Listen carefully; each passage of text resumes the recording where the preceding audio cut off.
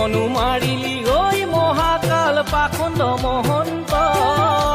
কিয়নো মাৰিলি আমাৰ জুবিন দাক ঐ বনিয়া সিদ্ধাৰ্থ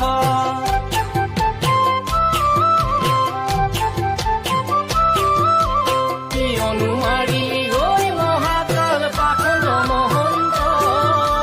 কিয়নো মাৰিলি আমাৰ জুবিন দাক ঐ বনিয়া সিদ্ধাৰ্থ তয়ো তো শেখৰ কমতি নহয়